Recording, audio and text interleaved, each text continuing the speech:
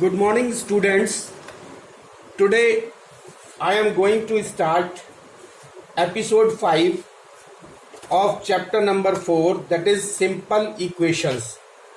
And today I am going to solve the exercise 4.2, and the question number 1 of exercise 4.2 is what it says: check whether the given value of the variable is a solution of the given equation. तो इसमें क्या है, ये कह रहा है कि given value of the variable. तो given value of the variable क्या है? x is equal to 5. ये दो इक्वेशन दी हुई है. This is value of variable, this is the value of variable x, this is the value of variable x, and this is the given equation, and this is given value of the variable. तो ये कह रहा है कि ये जो given value of variable है x is equal to 5, ये क्या इसका सॉल्यूशन है इस इक्वेशन का x minus 3 is equal to 8 का. तो इसमें कुछ नहीं करना, इसमें हमको करना है on putting x is equal to 5, on putting x is equal to 5, on putting x is equal to 5 in equation. तो इक्वेशन क्या दी हुई है हमारी?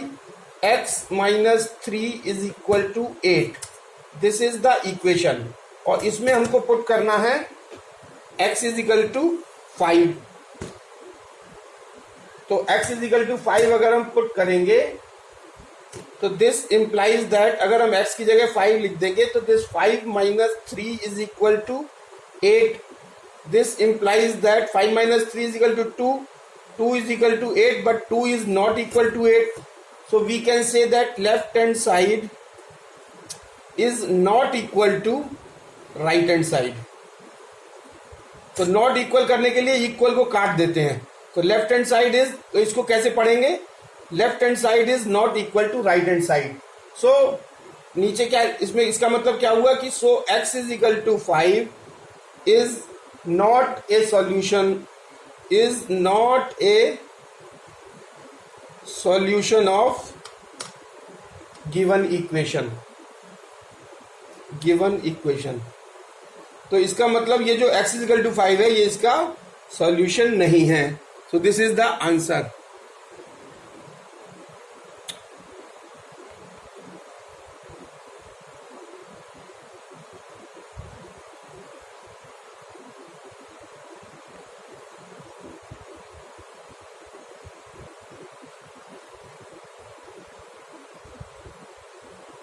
So second F part of question number 1. So what it says, p is equal to 2 and 7 minus 3p is equal to 1. So here p is equal to 2 is the given value of the variable and 7 minus 3p is equal to 1 is the given equation.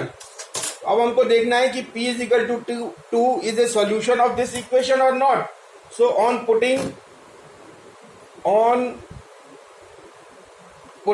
p is equal to 2 in given equation, तो इस equation में p की जगह हम 2 रख देंगे, second 2 रख देंगे given equation.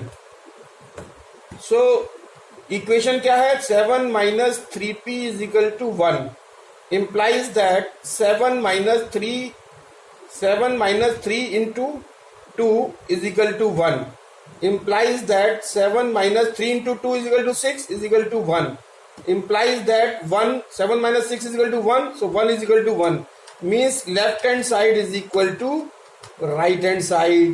So we will write that p is equal to 2 is a solution of given equation.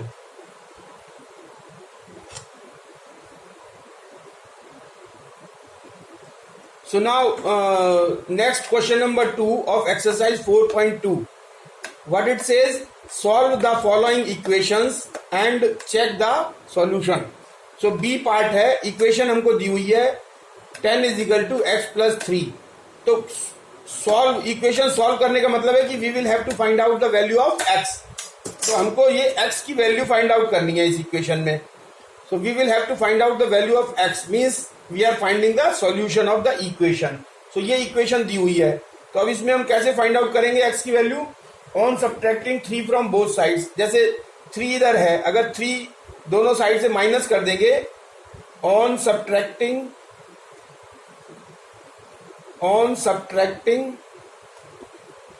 3 from both sides, दोनों साइड से हम 3 माइनस कर देंगे, तो क्या आ जाएगा? Our equation is 10 is equal to x plus 3। So implies that 10 minus 3 is equal to x plus 3 minus 3। 3 और 3 cancel, so this will give 10 minus 3 is equal to 7. This is equal to x. This implies that x is equal to 7. So this is the solution. So this is the solution. अब हमको check करना है, तो check कैसे करेंगे? Check करने के लिए हम करते हैं कि जो इक्वेशन दे रखी है हमको, वो दे रखी है 10 is equal to x plus 3. So on putting the value of x is equal to 7, on putting the value of x is equal to 7 in equation, इस इक्वेशन में x की जगह 7 रख दें, तो ये क्या होगा? 10 is equal to 7 plus 3. So 10 is equal to 7 plus 3 is equal to 10. So this is left hand side is equal to right hand side. It means solution is correct. So verified. ये हमने क्या verify किया? ये हमने solution जो हमने x equal to 7 निकाला है, ये चेक करके देखा कि इक्वेशन में लेफ्ट हैंड रखने पर लेफ्ट हैंड साइड और राइट हैंड साइड दोनों बराबर आ रहा है कि नहीं आ रहा है। अगर आ रहा है तो x is equal to 7 is the answer and this is verified. So next question is question number 2 part B, x upon 3, sorry part F, this is part F, and this is the equation is given as x by 3 is equal to minus 2। तो अब हमको देखना है, इसका पहले तो solution निकालना है, फिर चेक करना है कि वो सॉल्यूशन वेरीफाई करना है कि सही है कि नहीं है। तो सॉल्यूशन कैसे निकालेंगे? On multiplying both sides by 3, इस इक्वेशन को दोनों साइड में 3 से मल्टीप्लाई करेंगे, तो क्या होगा? x by 3 into 3 is equal to minus के 2 इंटू 3। सो 3 से 3 cancel, we get x is equal to minus 6। So x is equal to minus 6 is the solution. So this is the solution. Solution क्या आया? x is equal to minus 3। और इसको अब check करेंगे। Check कैसे करते हैं? वही, अगर हम जो इक्वेशन दी हुई है हमको x divided by 3 is equal to minus 2, इसमें अगर हम पुट कर देंगे on putting x is equal to minus 6, अगर इसमें माइनस 6 हम पुट कर दें इस इक्वेशन में, तो क्या होगा? वी विल गेट x की जगह हम माइनस 6 करेंगे, तो minus 6 divided by 3 is equal to minus 2, तो 3 2 जा 6, so this will give minus 2 is equal to minus 2 means LHS is equal to RHS, hence verified।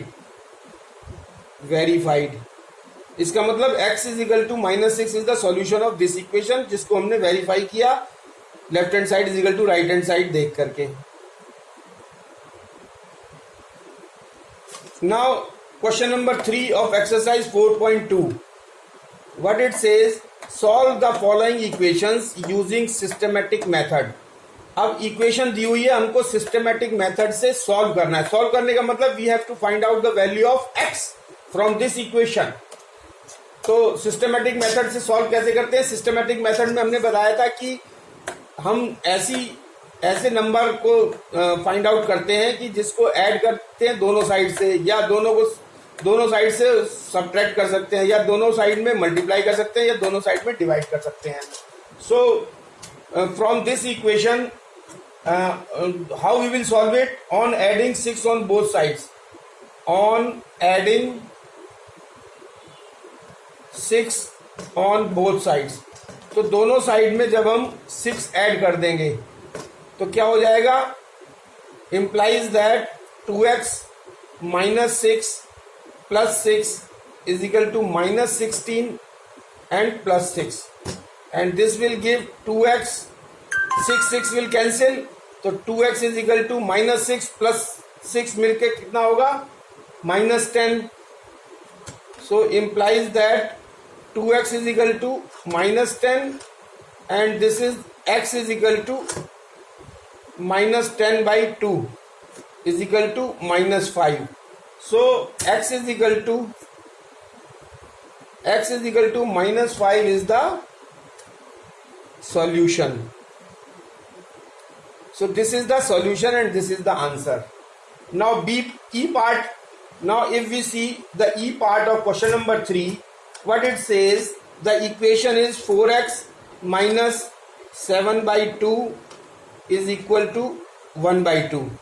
तो इसमें इसको हम कैसे करेंगे, इसमें on adding 7 by 2 on both sides, on adding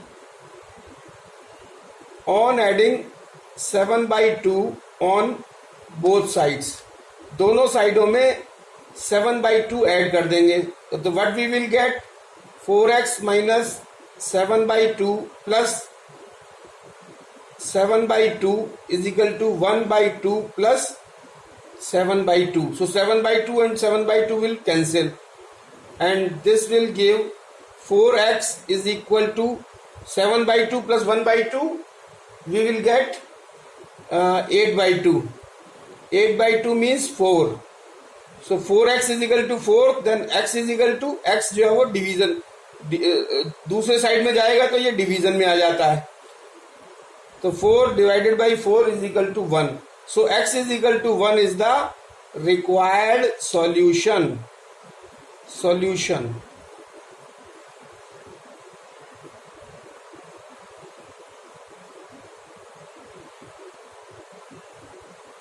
So next is K part of question number 3. This is the K part of question number 3. So the given equation is x upon minus 5 is equal to 3 upon 10. तो इसको हमको solution find out करना है. Solution find out करने का मतलब होता है कि हमको x की वैल्यू निकालनी है. तो x की वैल्यू कैसे निकालते हैं, on multiplying both sides by minus 5. on multiplying both sides by minus 5. तो minus 5 से हम दोनों साइड में मल्टीप्लाई करेंगे तो x upon minus 5 multiplied by minus 5. minus 5 ऐसे इसलिए ब्रैकेट में लिखेंगे क्योंकि मल्टीप्लीकेशन का साइन है तो दो साइन एक साथ जब वो प्रॉब्लम क्रिएट करते हैं. तो this is multiplied and within bracket minus 5 is equal to 3 by 10 and it is multiplied by minus 5. So what we will get, minus 5 will cancel out. This will be x and x is equal to 3 5s are 15 and this will be 5 1s are 5. This is 5 1s are 5, 5 2s are 10. So this will give minus 3 by 2. So x is equal to minus 3 by 2 is the required solution. And this is the answer. So this is question number 3, part K. So question number 4 of exercise 4.2 A part, question दिया है कि if 3x upon 4 is equal to 9 then x equals to, हमको यहाँ पे fill in the blanks को fill करना है, यहाँ blanks को fill करना है. तो इसका मतलब x की वैल्यू निकालनी है इससे हमको. तो x की वैल्यू हम कैसे निकालते हैं, हमको इक्वेशन दी हुई है 3x divided by 4 is equal to 9. Then this implies that 3x यानी 4 से दोनों साइड मल्टीप्लाई कर देंगे on multiplying both sides by 4. So this will be 3x multiplied by 4 is equal to 9 multiplied by 4.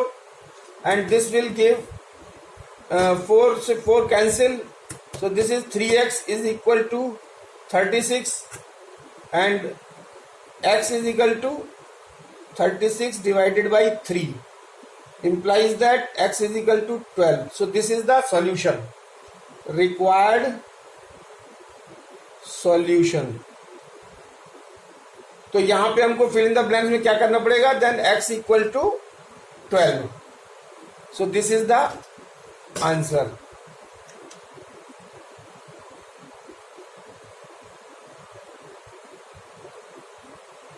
So question number 4 part B, fill in the blanks. If 5 minus 7y is equal to 12, then y equals, यहाँ पे fill in the blanks हमको fill करना है, इस blank को fill करना है, यानी y की वैल्यू निकालनी है. इक्वेशन हमको दी हुई है 5 minus 7y is equal to 12. तो how we will solve it? The equation is 5 minus 7y is equal to 12. This is the equation. So now on adding, on subtracting 5, on subtracting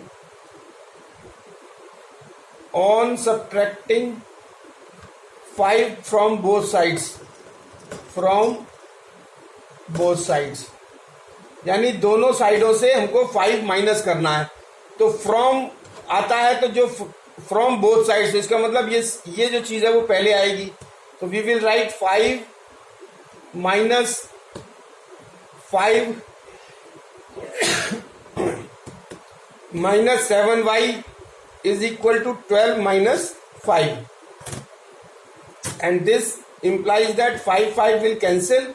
This will give minus के 7y is equal to 12 minus 5 is equal to 7. So this is equal to y is equal to 7 divided by minus 7. 7 will cancel, and this will give y is equal to minus 1, and this is the required solution, and this is the answer.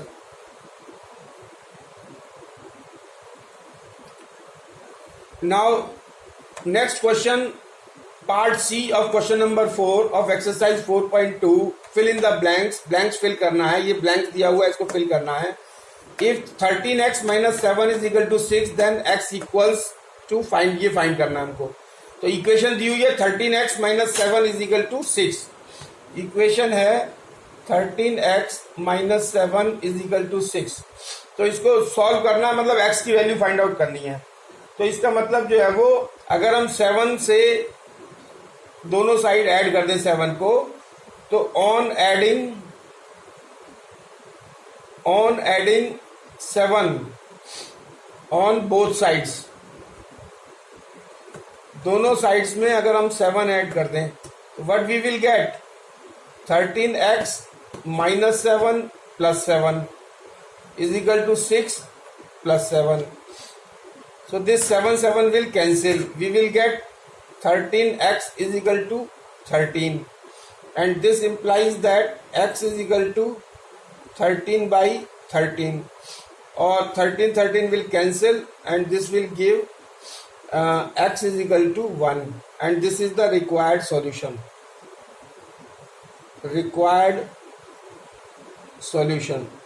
तो ये blanks में हम लोग भर देंगे x equals to 1. So this is the answer. So this is the end of the topic and end of the exercise 4.2 and end of my lecture. Thank you very much.